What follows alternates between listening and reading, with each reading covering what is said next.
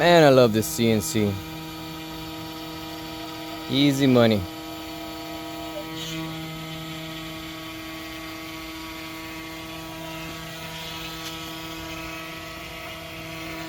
Bluetooth.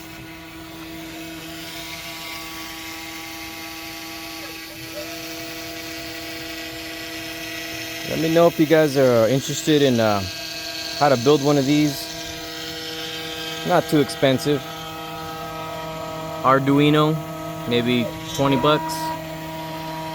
Stepper drivers, maybe I think it was 30 bucks.